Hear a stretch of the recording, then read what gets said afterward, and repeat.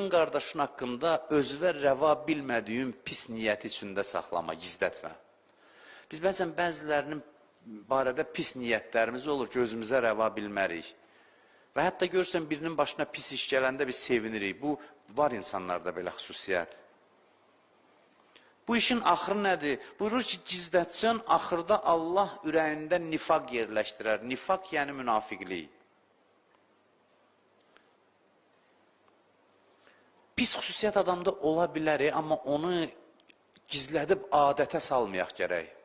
Pis işə adət eləmək, pis xüsusiyyətə adət eləməklə pis xüsusiyyətə sahib olmaq arasında fərq var. Pis xüsusiyyət tapdunsa, varsa səndə, çalış ona adət eləmə, öyrəşmə, adi qəbul eləmə. Demək, var da, belə demə. Məsələn, biz bəzən yorğun oluruq, düzdür, hamımız. Bəzən olur ki, namazı halsız qılırıq. Yəqin ki, olur da, hamıda olur. Yorğun, arğın oluruq, halımız olmur namaz qılmağa.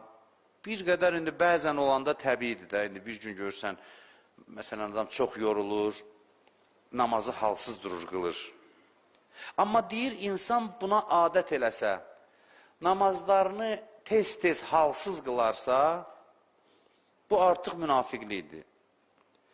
Münafiqlər haqqında Allah buyurur ki, innəl munafiqin yuxadi'unəllah və huvə xadi'uhum. Onlar deyir, Allah aldatmaq istəyir münafiqlər. Allah aldatmaq istəyir və əslində Allah elə edir ki, onlar özlərini aldadırlar. Münafiq elə bilir zirəkdir, özünü alladır, elə bilir Allahı alladır. Sözün mənası budur. Sonra deyir, kimdir bu münafiqlər?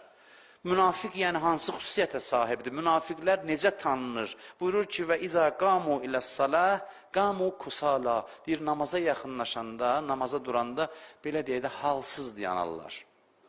İndi hər dəfə bir nəfər, bir dəfə halsız namaz qıldısa münafiq deyil. Amma daimi hal olur. Bəzi adam var, 2 rükət namaz qılanda canı çıxır.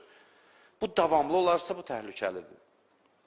Davamlı olarsa, məsələn, namaz qılanda hər dəfə halsızlıq var, hər dəfə belə yaxşı halla ibadətə dayanmırsa, bu artıq təhlükəli haldır insan üçün.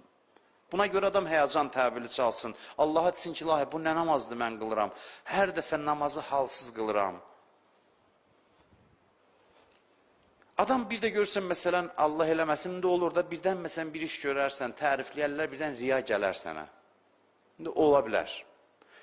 Riya gəldi tərifə görə, maşallah mənə təriflədilər filan, bu bir dəfə gəldi, pis şeydir, amma davamlı olsa, başlasın cəmaatın tərifi ilə kef eləməyə və görəcəksən ki, səni tənqid eləndə də çox əsəbləşəcəksən,